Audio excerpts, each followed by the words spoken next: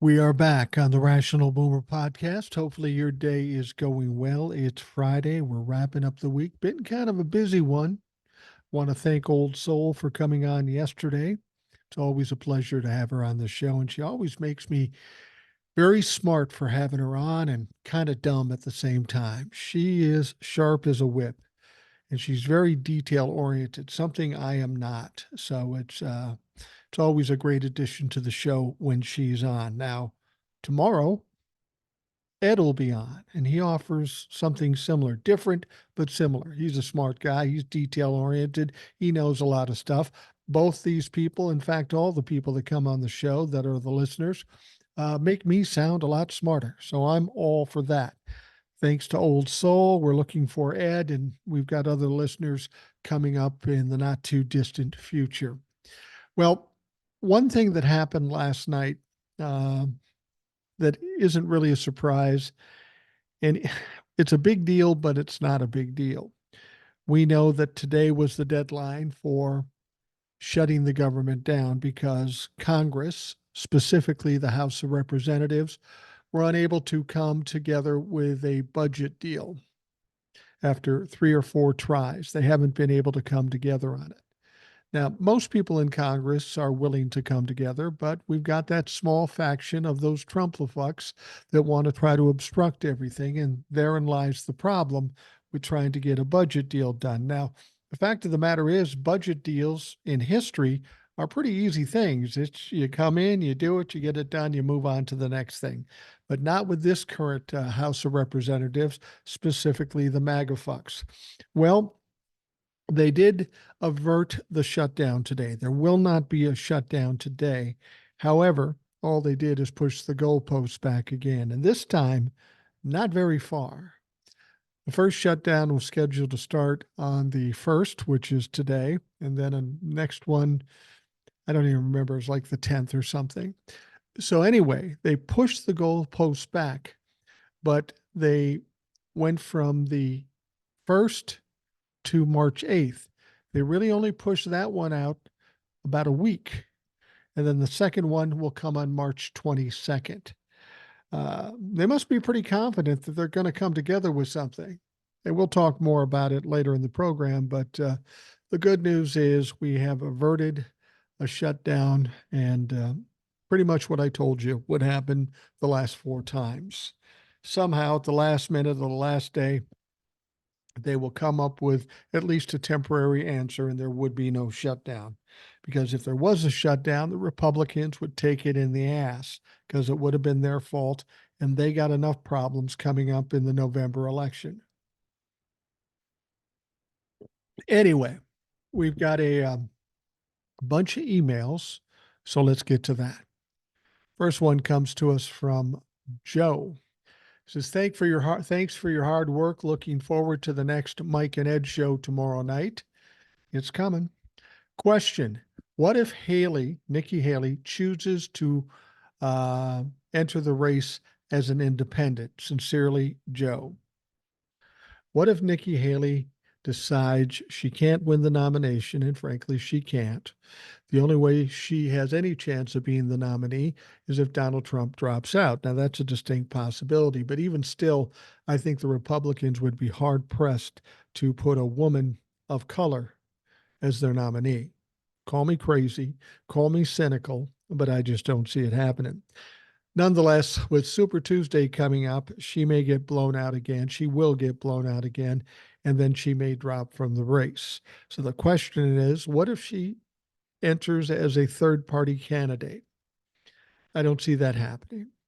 And if she does, it's certainly not going to hurt the Democrats. Remember, she's against abortion. She's conservative. If she decides to run in a third party, it's going to hurt the Republicans. So I say go for it. Fucking go for it. But the problem she's going to have is money. Uh, it isn't even about popularity or winning primaries as far as staying in the contest. It's about, is the money still there? We know Koch pulled out from Nikki Haley after the last Michigan primary. She still got a fair chunk of money. But when you go into Super Tuesday and lose 16 primaries, people are going to think twice about spending good money after bad. And that may be the spot that she has to pull out. Now, will she go in as a third party? I don't see how that happens. She obviously doesn't have enough support and she will run out of money. But if she does run in a third party, I think it's wonderful. It'll do nothing but hurt the Republicans. All right. Next one. Hey, Mike, I emailed you a while back about Dirty Diaper Donnie signing a deal with the Pens. I know it's not going to get him $500 million, but it's got to be better than trying to peddle sneakers at $400 a pair. I'd have to agree. Do you believe the audacity of this asshole? After verbally attacking the judge and his assistant incessantly, he asked to be able to post in less than 25% of the settlement. Did he actually think that would be acceptable? Yeah. Well, here's the deal. To explain further what this emailer is talking about, we know he has to post a bond of at least $455 million. And as I understand it, if you're going to post for an appeal, you've got to post 120% of what you owe. Well, he went to the judge and says, could we put it off a little bit? But if not, I got $100. What will that get me? Can we put a stay on this whole thing? He thought he could come in there and negotiate.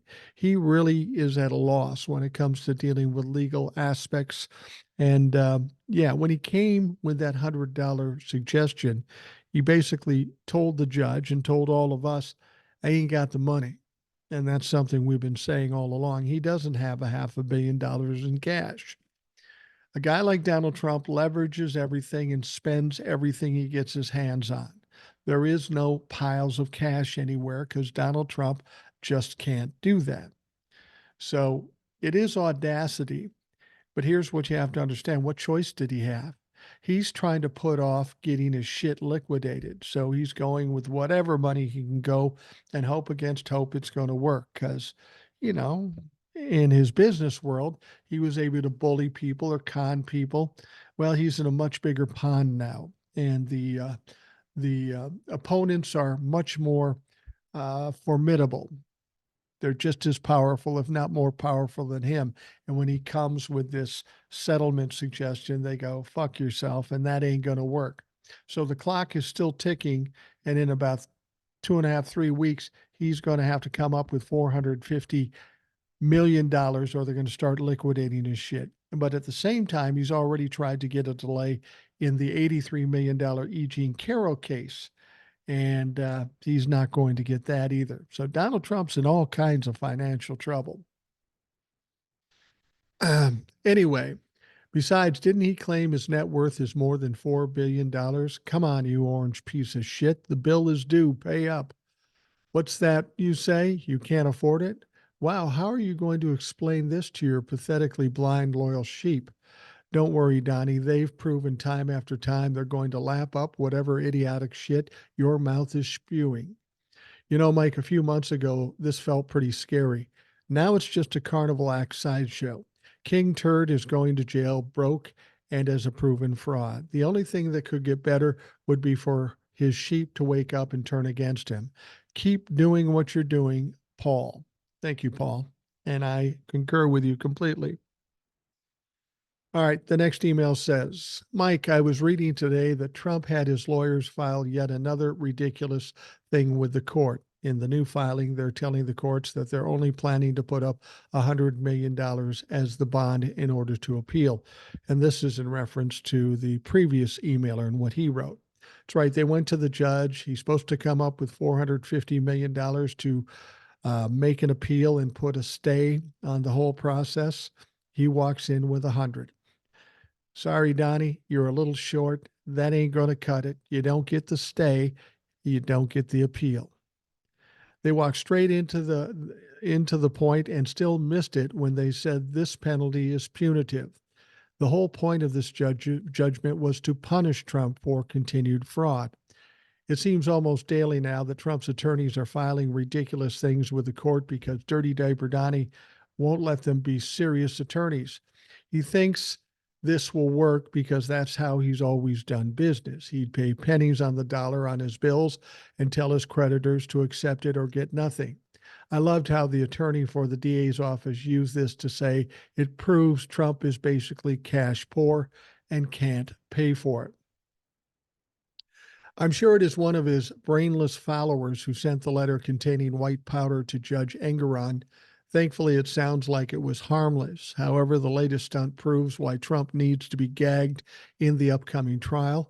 He has spent months lying about this case and this judge.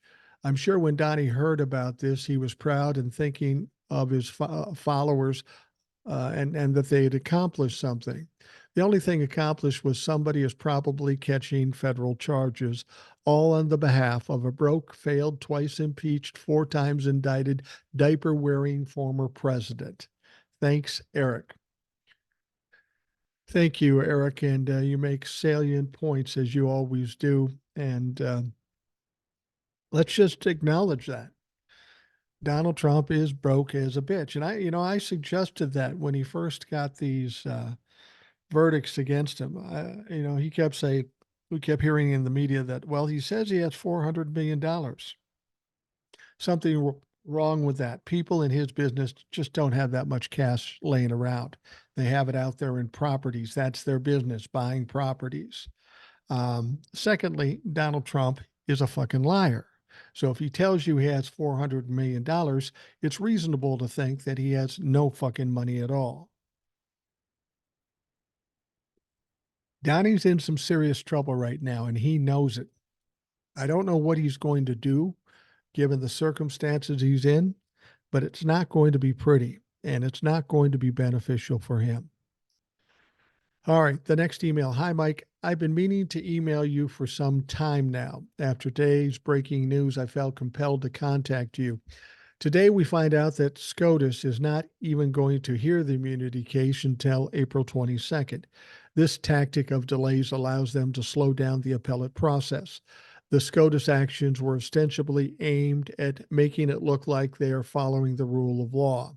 We all know that this corrupt judicial right-wing Christian extremist court, they're putting their heavy-handed thumbs on the scale of judges. I truly believe that A.G. Garland is responsible for most of this chaos. His complacency is almost criminal.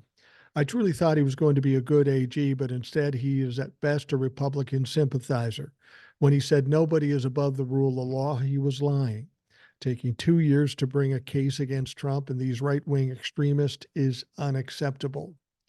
I also believe the only reason Garland did indict these insurrectionists was the Congress forced his hand to do so. The Dems are so afraid not to be politically correct. It just frustrates the hell out of me. Biden should fire Garland tomorrow, and the Supreme Court should be expanded the next day. Screw these Christian nationalists. We are not, let me repeat this to you, Republicans or Republicans, we are not going to be the theoretic right-wing nation. What say you, Mike? Thanks for all you do, David in Seattle. Well, I would love it if they could expand the court right now and fire Garland right now, but that's not going to happen. First of all, they need the power in the House and the Senate to expand the Supreme Court. That's not going to happen until after the election in November. So there's nothing they can really do about it. In terms of firing Garland, I tend to agree with you. They need to get rid of him. He's just not doing the job the way he should be doing the job. I do blame him for a lot of the problems we've got going on here after sitting on his hands for 2 years doing nothing. I mean, literally nothing. Cost us a lot of time, cost us 2 years out of 4 to get some things done. Had he not sat on his hands, this stuff, a lot of it may be over by now, and we wouldn't be going through this shit. So I think Merrick Garland does need to get fired. But again, I don't think it's something they can do instantaneously. First of all, we've got these trials going on. And if you go ahead and fire the head of the DOJ, it's going to cause more confusion and chaos and probably make these cases even longer. Joe's better to ride it out till at least after the election and then bring in somebody new at that point. I think Joe was pissed off enough at Merrick Garland and that special counsel who was questioning his memory that Joe has already got it in his mind that he's going to fire that cocksucker. So Garland, I think, will be gone, but it's not going to be for a while. I've said once the Democrats get control of the House, the Senate, and the presidency, the two first things they must do: codify Roe v. Wade, and then expand the the Supreme Court. It's due to be expanded. Now they could go through the process of trying to impeach the likes of Clarence Thomas or Alito or any of them, but that's a long drawn out process, and it may or may not work. It's only been tried once before, and I don't even believe it worked. So why not expand the court? At the time, we had 9 justices on the court. We had 9 circuit courts. Well, we have 13 now. So theoretically or logically, it would suggest that we add to the Supreme Court 4 more justices to cover the 4 more circuit courts. That's just the way it should be. The only reason we don't do that is because Republicans have tried to obstruct it. Now, I know Joe Biden hasn't been all that excited about expanding the court, at least up to this point prior to the election. I'm hoping that Joe, after the election, decides he wants to add to his legacy more than try to stick to his centrist Democratic ideals. He has the potential, if he has the House and the Senate and the presidency, that he can do some amazing things in the next 2 years. And he could leave the White House as one of the greatest, most productive presidents in history. Now, the question is, will he do that? I think he might. I think he'll get pressure. And I don't even know for sure he'll make it through the whole 4 years. I don't know why that is, but he's getting pretty old. We know that. He's 82. And I know his big thing is to get past this election and beat Donald Trump. It sounds like Joe Biden is only in this race because Donald Trump is still in the race. So once Donald Trump is dispensed with, Joe can take some well earned retirement time. So it's conceivable he wins the election, goes through the midterms, gains as much as he can, and then retires. Now, of course, a guy at 82 years old, anything can happen. So we have to be prepared for that possibility.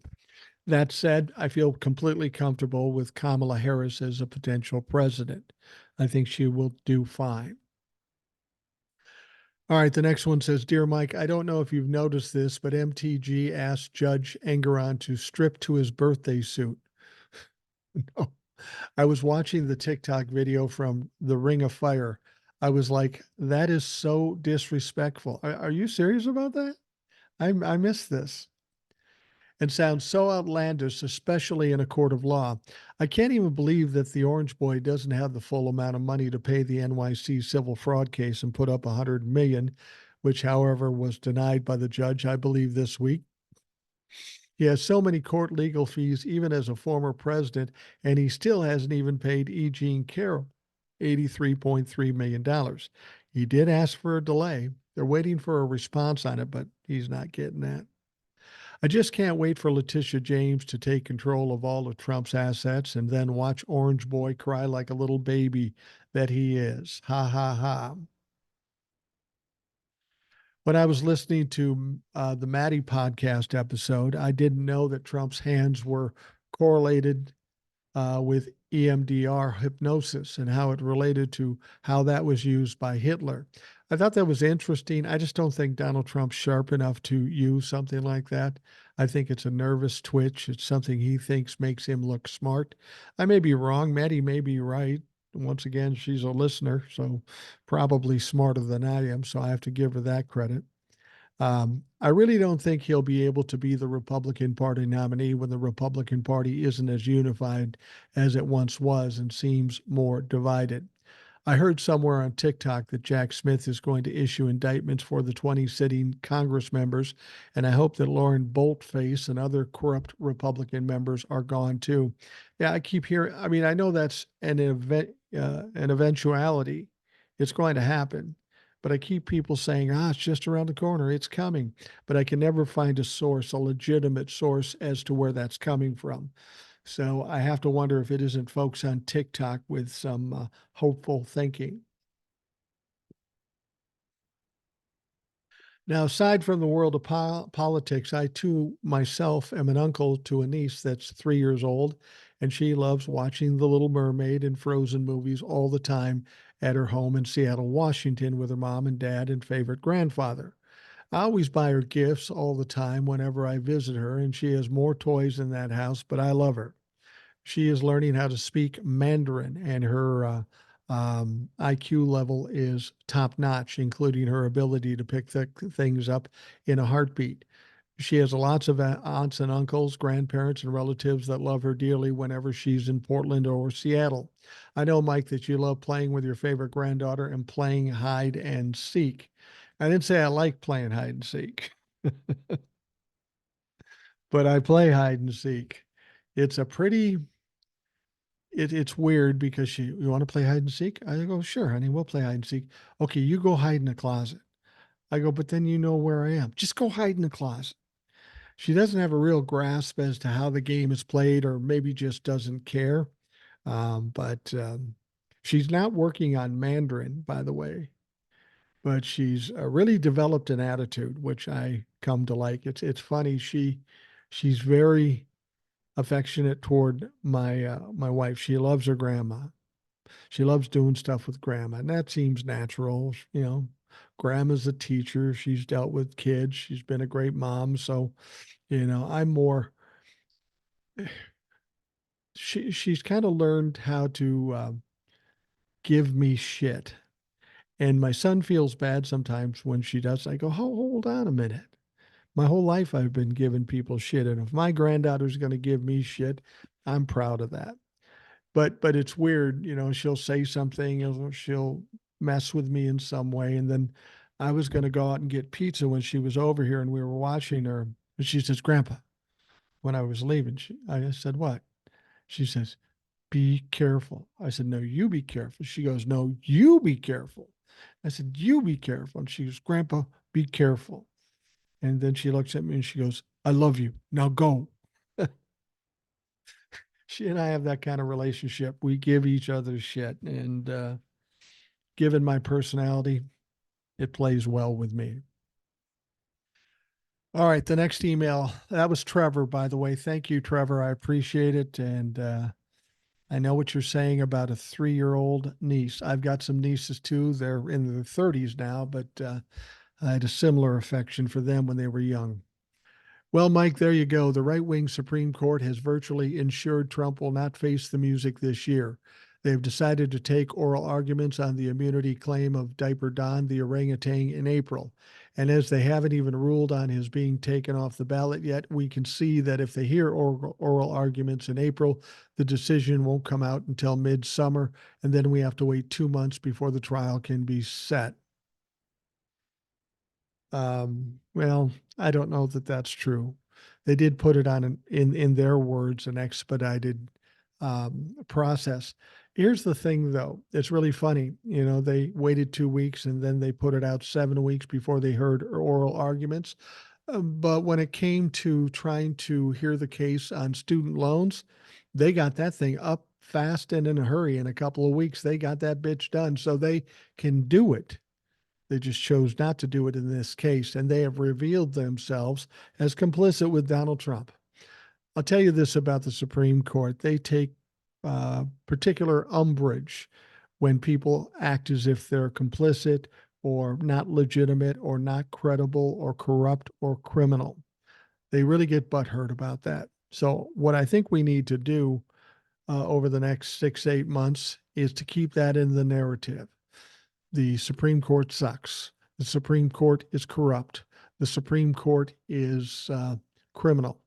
And let's be honest, we've got a situation right now with this immunity case for Donald Trump. They're going to take it up and listen to it. There's somebody that should be recusing himself, and that's Clarence Thomas. And why should he recuse himself? Because the very same things in D.C. that Donald Trump is going to be tried for, his wife could get tried for, Ginny Thomas, because she was in the thick of it. So he might try to give him the immunity. But I don't want you to worry about that because he's not going to get the immunity. That's just too crazy and too dangerous for that to give him that. Because if they give him that, then they give Joe Biden that. Now we got a whole different set of problems for the Supreme Court and Donald Trump. So that's not going to happen.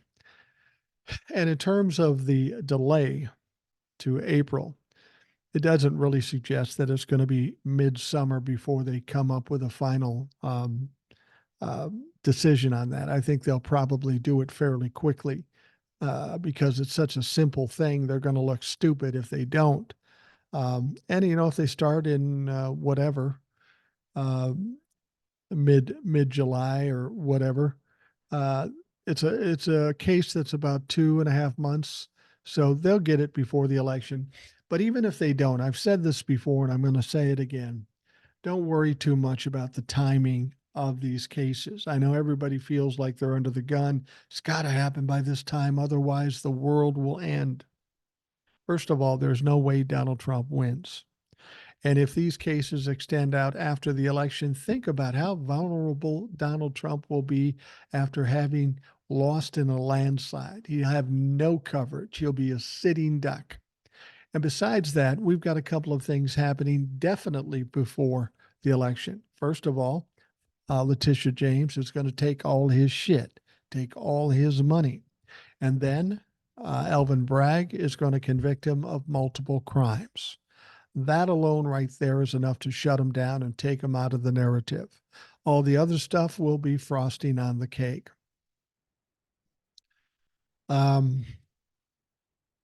Email goes on and says Biden really has to do something drastic with these Republican judges. Surely the First Amendment decrees the separation of church and state. They have to expel all judges who have shown their disregard for the Constitution and pack the damn Supreme Court. I don't know that you can exactly just fire all the federal judges. Most of them have lifetime appointments. They'd have to be impeached, and that's quite a process. And at this point, if you're going to do anything, you're going to have to wait till you have the power. And that is after the election when you have majority in the House and the Senate. And then you can actually get some things done. The next thing you got to do is just appoint as many fucking judges as you possibly can. All right. Last paragraph is I'm so disappointed they have yet again given the Nazi Trump exactly what he wanted and assured he will escape prosecution this year. They will no doubt do the same thing with the New York case. Goddamn Republicans. Yours sincerely, Angela. Well, they can't really do it with the New York case. The New York case is going to happen in or around March 25th. We're talking less than a month. And that is going to be a mess. And in terms of his lawsuit, he can't get out of that. He's tried. He is going to be broke as a motherfucker. And as I've told you before, this may be the most damaging thing to Donald Trump. You take away his money and power, there's nothing left but a shell. And emotionally, he will be broken, even more so than he is right now. So don't worry about it. Between the Manhattan District and the lawsuit, that's enough to put him down. It's possible we'll get the Washington, D.C. case before the election. It's possible we will get the Florida case before the election. Even though Aileen Cannon's trying to slow walk it, she's kind of backstepping here now that Jack Smith is putting some pressure on. But again, here's the deal. The only reason the timing is of issue is should Donald Trump win the presidency and cancel all these things. Well, Donald Trump's not going to win the presidency. I know people will argue with me about this, and all I have to do is ask them, please tell me one bit of evidence, one fact, one bit of data that shows Donald Trump's going to win. There is none. He's not going to win. He didn't win in 2020. He's not going to win in 2024. I would bet my house on that. Can't do that though, because I put my house, both my houses, in my kids' names. So I'd have to ask them. Anyway, next email says, Hi, Boomer. Now, I don't want Trump as the nominee for several reasons, including that it would represent a colossal failure of our political and judicial systems. And I have 5 dinner bets outstanding on that outcome. I got you. Um, you're saying though that it would show that there is a colossal failure of our political and judicial systems. That's already occurred. Our judicial system is a mess and a failure. Our political system, just the same thing. Uh, I think the cows are out of the barn on that one. He goes on to say, I thought that a bigger and partially hidden cohort of Republicans would emerge for a Trump alternative, and 40% are, but 55% are not.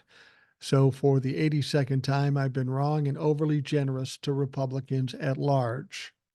His rapid deterioration is happening just as you predicted. One aspect of that, which I think may even be bigger than we talk about, is the simple reality of him having to be in court and sit still and shut up all day, every day, starting March 25th. Yeah, that's going to be a problem for him. I'm a couple of years older than you, Boomer, and that would be pure hell on me. Like Trump and you, I pretty much do what the hell I want to do all day long. That would mess me up bad, and I'm relatively normal. I do whatever I want all day long, unless my wife's around. Then I do what she wants. But fortunately, we're pretty simpatico, and we like to do the same things. He goes on to say, that motherfucker is like a hummingbird with brain damage who just did a giant line of crystal meth off an Emerson, Lake and Palmer album cover and then chased it with a Red Bull plus he's 78 and 305 and sitting on a loaded diaper. He ain't gonna last 3 weeks. I think it was Matt who said he'll have an outburst or breakdown in court in short order, and I agree. So here's to that happening. We need this malignant fuck so unglued that it becomes impossible for the media and others to act like it's normal. Best, Garage Door Jeff. And as he's famous for, the PS.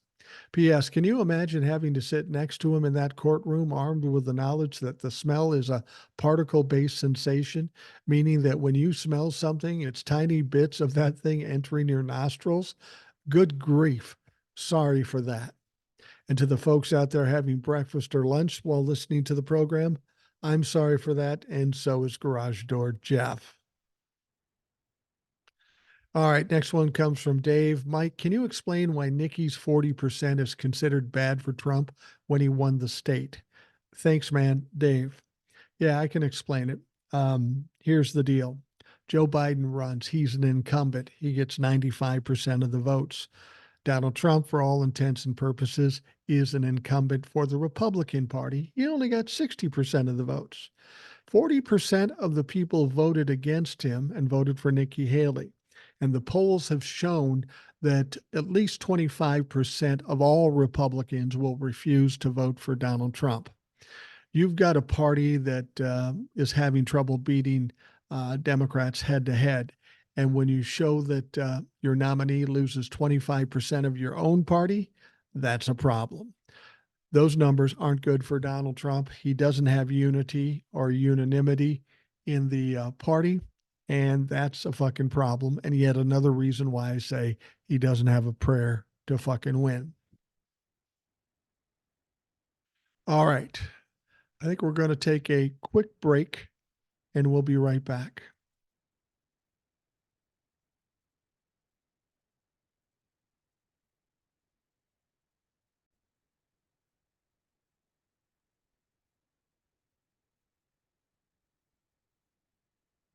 We are back on the Rational Boomer podcast, and we've got one more email.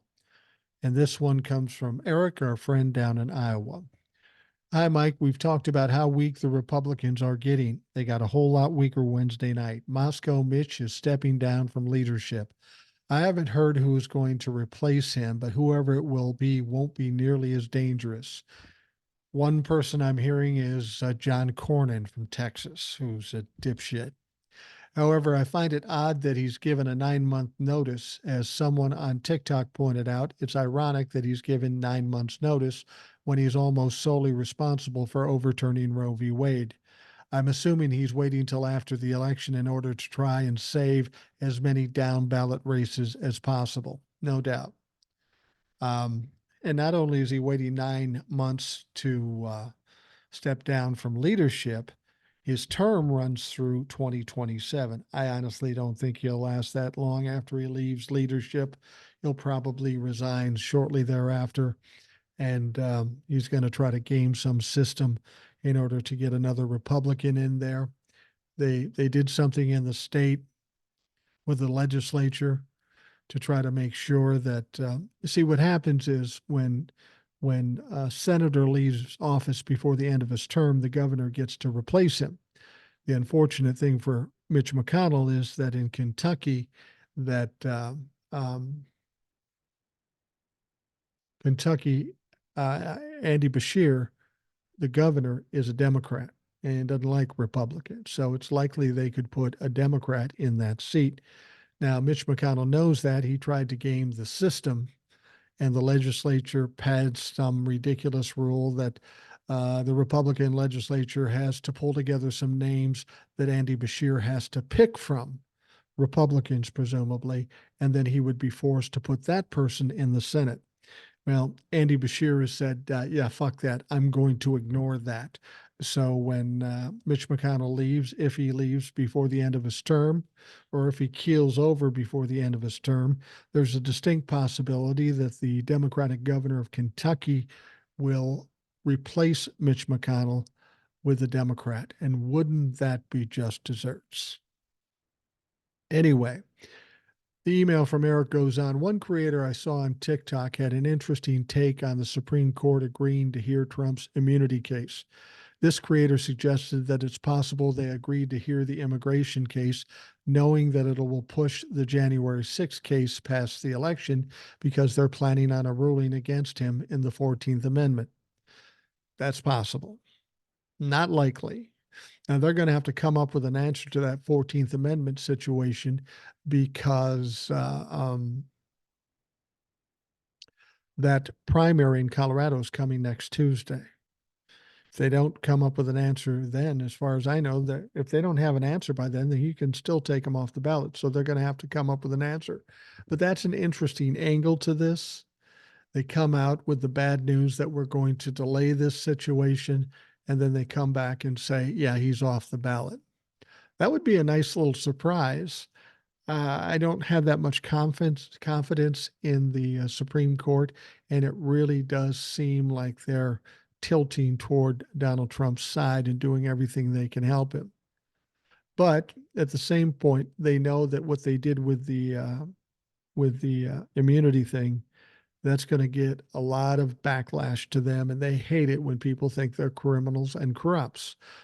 And we only think they're criminal and corrupt because, well, they're criminal and corrupt. So that's an interesting angle. I would love to see that happen, but I doubt it.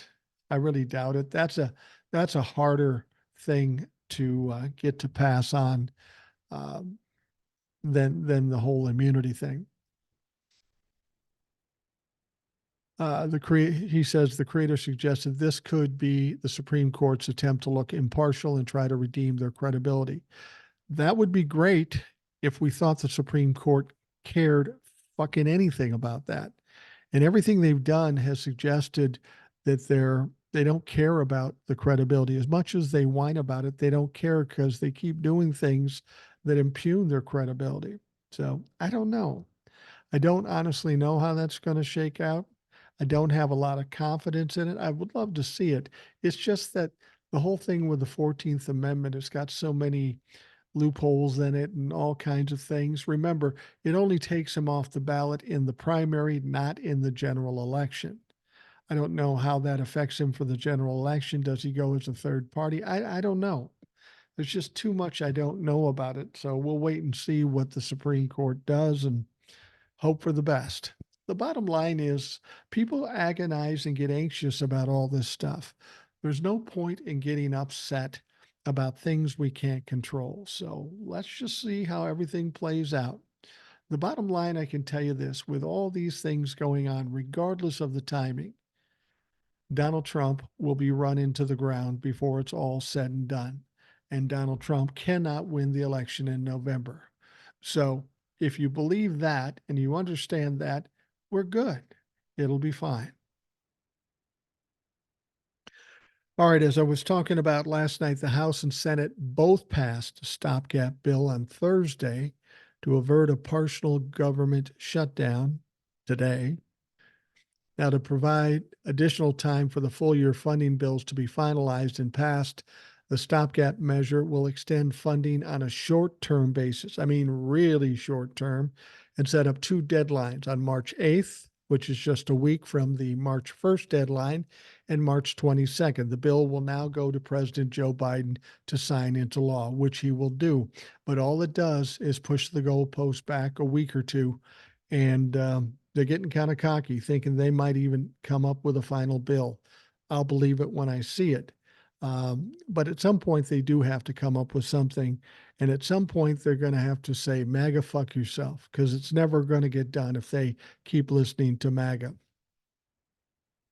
Now, Congress had been confronting a pair of shutdown deadlines on March 1st and March 8th. At the end of the day, Friday funding would have expired for a number of key government agencies if lawmakers did not pass the stopgap before that time.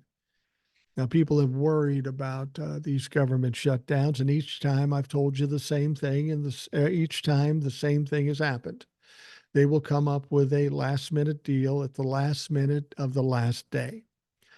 Did it again for the fourth fucking time. So this should be no surprise to anybody.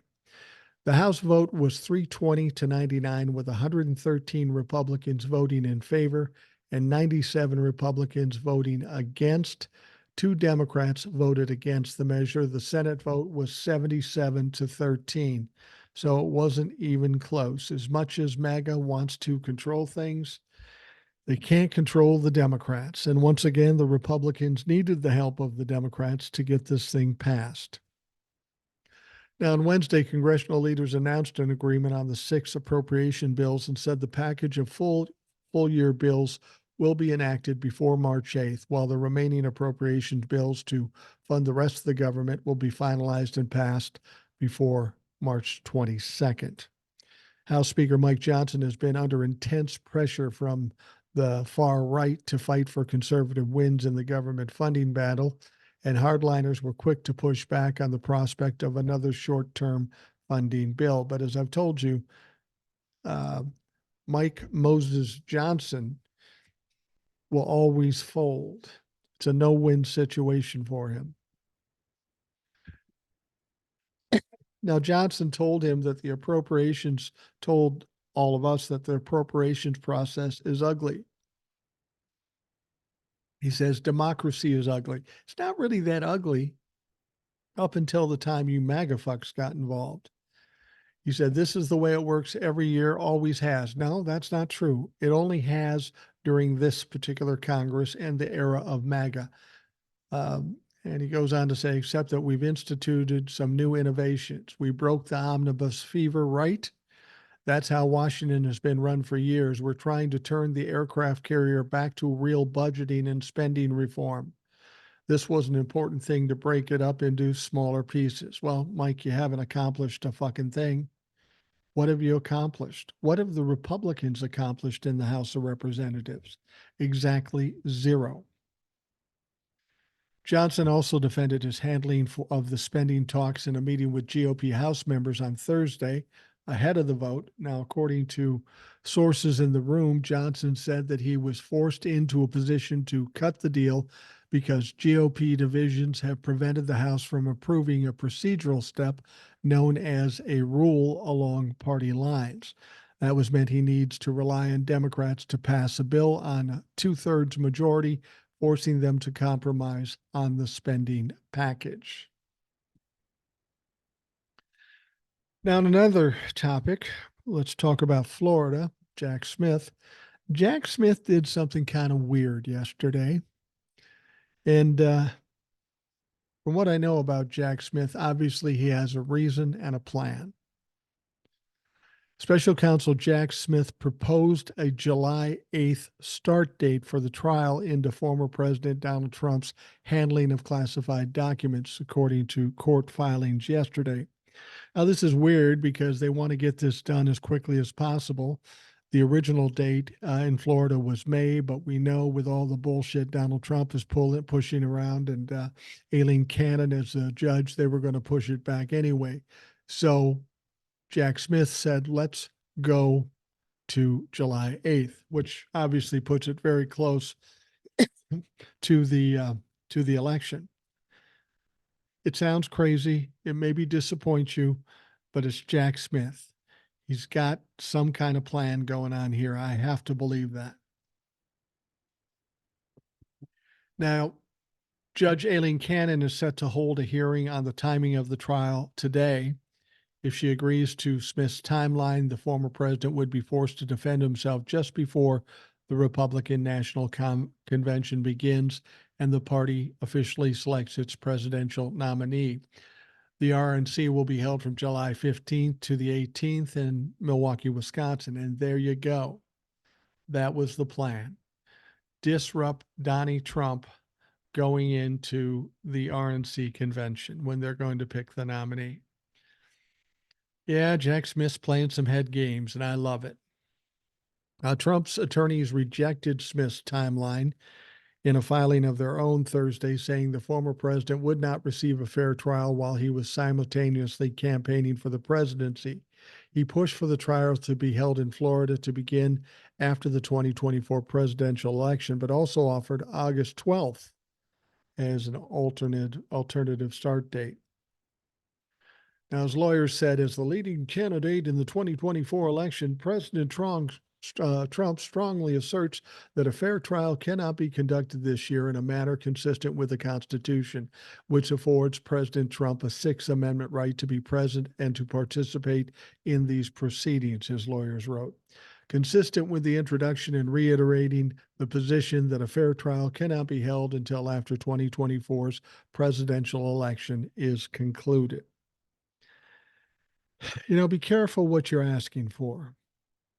Because as I've said, he's not going to win the election in 2024. Nobody can give me any specific data that shows that's a likelihood. Everything that we see, everything that we know shows he's going to get his ass whooped. And so if these trials extend out past the election, you're going to have a completely defenseless client in Donald Trump. He won't be able to say, I'm running for president, or I'm doing this, or I'm doing that. Trust me, if it goes past the election and he doesn't win, and he won't win in 2024 in November, first thing he's going to do right after the inauguration of Joe Biden, he's going to say, I'm running again. 4 years from now, I'm running again. Because that's really all he's got to offer. At that point, he's got two options: try to bullshit his way out or curl up in a ball and take his whooping. He's going to get whooped one way or another. Now, the charges include counts of willful retention of documents. They found them in his house. Making false statements. He said he didn't have them. And obstruction of justice, among others. He hid the shit and didn't send it back when he was asked. It's pretty cut and dried. He's going to get convicted of this particular case, whether it be before or after the election. He's going to get convicted. Donald Trump will spend the rest of his life either in court or in jail. Mark my words on this.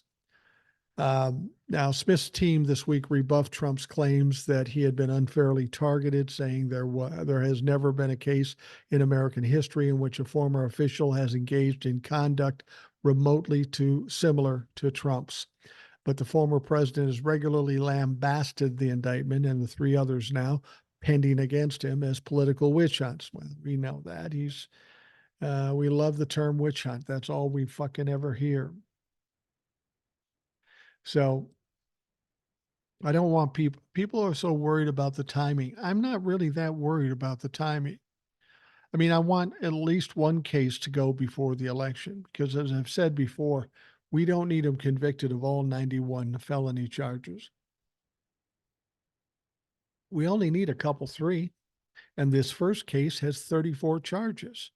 Alvin Bragg has a conviction record of 98%. Let's say he has a bad week and he only gets 50%. That's 17 felony charges. If you don't think that's going to put Donald Trump away, I don't know what more you got to fucking do. He's going to be done and broke on top of it. So don't worry about this shit. Donald Trump is in a position where he has no way out. And you know how I know Donald Trump knows he has no way out? Because he's freaking the fuck out.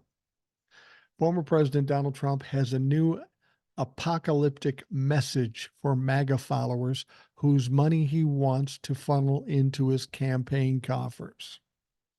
This is what he wrote. He said, "We have 24 hours until all hell breaks loose."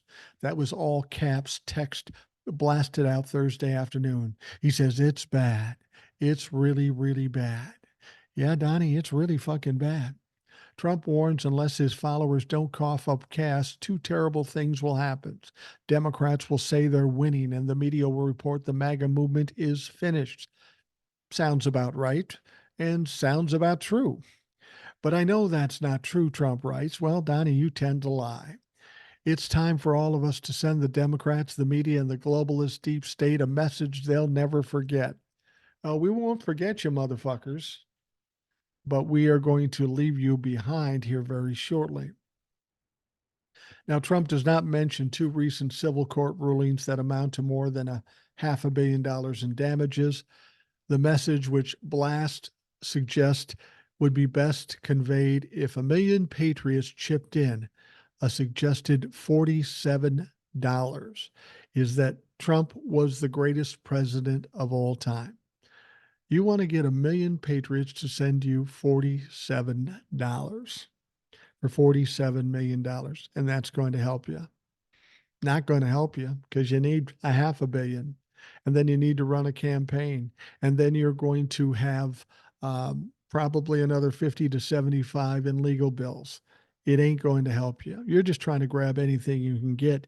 But the fact of the matter is you've been tapping these fucking Trump-la-fucks for so long, I wouldn't be surprised if you don't get anywhere near a million patriots, maybe a couple of hundred, maybe 1,000. But that ain't going to be enough. And Donald Trump knows it. That's why he's freaking out. Trump raises the specter of a looming federal election commission deadline he does not detail beyond describing as critical. It's possible that he's referring to a monthly deadline to report campaign financing as the missive was sent out on February 29th. Yeah, he's probably worried about how it's going to look when they have the monthly reporting of the donations. And his looks absolutely sick. Remember, he's more concerned about perception than anything. The tactic of stressing urgent FEC deadlines with hyperbole and puffery and overstatement is a time-tested tradition for both camps. The only thing standing between freedom and the total obliteration of our country is your support. Well, that's a bit of hyperbole, I would think. Yeah, that sounds about right. He says, "From the bottom of my heart, I'm asking for you to stand with me just one more time." Really? Just one more time? I don't think so. I think you're going to be hitting them up on a monthly basis for the next 8-9 months. The 2024 campaign season has not yet begun to near its peak, rendering it unlikely that this will be the last time Trump asked followers for cash. But Donald Trump is at that point, at that stage where he will say virtually anything to get what he wants now. He's not thinking ahead. He's already tapped these people out pretty well, and we're seeing it with the poor fundraising that he's doing. I mean, Joe Biden has doubled what Donald Trump did at the very least. The RNC doesn't have any money in their coffers, $8 million, while the DNC has $117 million. So you see the problem. You're going to try to mount a national campaign on $8 million. That's chump change in terms of Republicans' party. And since we're talking about money and we're talking about this lawsuit having to come up with $450 million, Donald Trump was literally forced to admit on Wednesday that he doesn't have the money to pay the fines and penalties he's incurred as a result of losing two lawsuits. And former Trump lawyer Michael Cohen firmly believes the former president is embarrassed after the public humiliation. And as I've told you before with Donald Trump, this is the biggest slam to Donald Trump. He really needs to be perceived as rich and powerful. When he went hat in hand and said, look, man, I don't have the money, but I'll give you $100 million, and then gets turned away, that is fucking embarrassing. And that is an epic fail for a guy like Donald Trump. Now, speaking to CNN's Laura Coates, Michael Cohen explained he thinks Trump is nervous about everything and certainly has the right to feel so. I think we can't ignore the fact that our Attorney General, our unsinkable Attorney General Tish James, just achieved a fantastic result in repatriating more than $500 million back to the great state of New York, Cohen noted, and more importantly, for thanking me for being a catalyst of bringing this case to the courtroom. Trump was found liable for fraud, claimed he inflated the values of his properties. 355 million plus interest. We're now at 454 million. Coates noted that Trump has been forced to admit he doesn't have the cash to pay the civil fraud judgment, and he has since begged for a pause. Begged, please, please. They want to pause this until the appeal is heard, and I'm not. It's delaying the inevitable because he's not going to win the appeal. That was the filing where Trump was forced to admit he needed to sell properties to find cash. Well, of course, he's embarrassed. His entire net worth, the constant reiteration that I'm worth at least $10 billion, maybe even more, obviously goes to his id, his ego, his super ego, said Cohen. And that's now super deflated because it's just not true. They had to acknowledge that they don't have it. It wasn't that long ago that he stood on the stand and told everybody that he was worth many, many, many billions of dollars, and he has a very low debt to value ratio. That, Cohen explained, was simply another lie from Trump, and now it has been exposed. I mean, what's he going to do? Cohen wondered. What's he going to call like J.G. Wentworth and say, I need cash now? How was he going to raise more than this $500 million that he chose in order to be able to file an appeal while the judge granted an ability to apply for loans again from New York banks? But you make a good point. Can he find a lender who wants to do business with him? Hell no. Who's going to give Donald Trump $500 million? His dad might have. He's dead. Vladimir Putin might have. He's got nothing to offer Vladimir Putin now. Donald Trump is truly stuck. He's truly, truly fucked. Cohen also sounded the alarm about the kinds of donors or country leaders who have the large amount of money and might be willing to give it to him. He wondered what they might want in return. That's exactly right. If Donald Trump was president, giving him $500 million might be worth something. But Donald Trump is not the president and has no prospects of being president. So they're just going to be pissing away their money. Not even Vladimir Putin or the Crown Prince of Saudi Arabia is stupid enough or gullible enough to buy into Donald Trump's bullshit. Nobody's going to borrow him the money. Somebody suggested Elon Musk. Yeah, go ahead, Elon Musk. Give him the money. Give him the fucking money. And since we're talking about money, we can't help but talk about E. Jean Carroll. He owes her a little bit of money too, to the tune of $83 million. Hey, Donnie, got an idea. If you got $100 million, let's just give that to E. Jean Carroll and get that off the table. Then we can focus on New York. That ain't going to happen either. Paying his bills is painful to Donald Trump. He doesn't want to give anybody any money unless he has to. And now he's in a situation where he has to. The law tells him he has to. So E. Jean Carroll expressed very serious concerns Thursday that she won't be able to collect the $83 million from former President Trump that a jury awarded in the Carroll's defamation lawsuit last month, citing Trump's various legal woes. He simply asked the court to trust me and offers in a case with an $83 million judgment against him, the court filing, equivalent to a paper napkin signed by the least trustworthy of borrowers, Roberta Kaplan, Carol's lawyer, wrote in court papers. Yeah, Roberta Kaplan isn't fucking having it, just not having it. The new filing responds to Trump's demand that his trial judge delay enforcing the eight-figure sum as the former president attempts to get the verdict reduced or eliminated entirely in post-trial motions. In the alternative, Trump asked the judge to allow him to post bond in a substantially reduced amount. Yes, he's trying it on both sides. Opposing those demands, Carroll pointed to the more than $454 million judgment in Trump's civil fraud case, which only grows in interest each day it's left unpaid. To begin, recent developments give rise to very serious concern about Trump's cash position and the feasibility and ease of collecting on the judgment in this case, Carroll's lawyers wrote. Trump on Wednesday offered to post a $100 million bond in the New York case, and they said, fuck yourself. Now, if Trump posts the full judgment, the financial penalties will be immediately paused. If he doesn't, under Wednesday's ruling, New York Attorney General Letitia James can begin to collect the full amount, a process that could mean selling famed properties or other assets. A federal jury in New York awarded Carroll $83.3 million. Now, there's been some talk that Donald Trump tried to slip a fast one by claiming that some of his businesses are actually in Florida.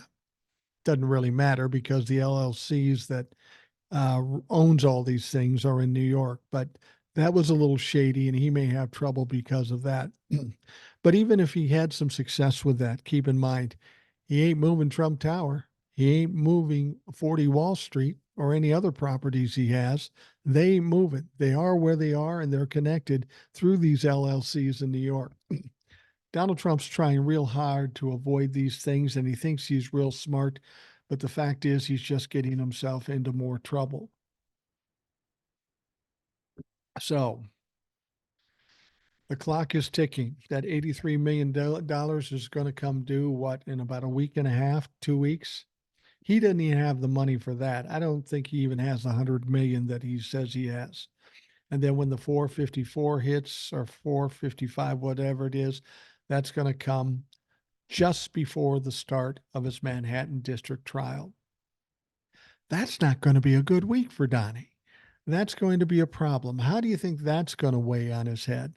How do you think that is going to go? I think it's going to go badly. And Donald Trump may not be able to handle it. And this is where I see him having problems with ending up being the nominee. He'll be broke. He'll have no money. He'll be trying to grift. He'll be trying to shuffle and juggle, and he won't be able to do it. It'll become overwhelming, and he will finally crash. That's inevitable. He will crash. And when he crashes, it's not going to be pretty. It's going to be incredibly ugly. And frankly, I'm looking forward to it. One Trump-la-fuck said to me, "You just take joy in other people's misery." Not everybody, but Donald Trump and any other Trump-la-fuck, if I can see them in misery, I will giggle like a fucking schoolgirl. Promise you. We're about ready to wrap up the Rational Boomer podcast. I wanted to bring one other thing to light. We're hearing people talking about this Truth Social thing and how they're going to merge with this digital marketing thing. And then all of a sudden, Donald Trump will have $4 billion. And theoretically, if everything worked out that well, that's possible, but it'll never happen quick enough. And there's a bit of a fly in the ointment that came up yesterday. Apparently, Donald Trump has two partners, they're minority partners. But they own a minority percentage in this particular company. And it turns out that these two people found out that Donald Trump was trying to fuck them over. Can you believe that? You want to get something done smoothly, and you can't help but fuck somebody over. So these two founders, these two minority owners of Truth Social, have filed motion or a claim with a chancery, is what they call them, a judge essentially, and they're looking to put a hold on the merger because these guys don't want to get screwed. They're going to get diluted and kicked out of there, and they're not going to make any money. That's a typical Donald Trump move. And that is going to bite them in the ass because they'll probably get this thing stopped temporarily, but it's going to be stopped for too long, too fucking long.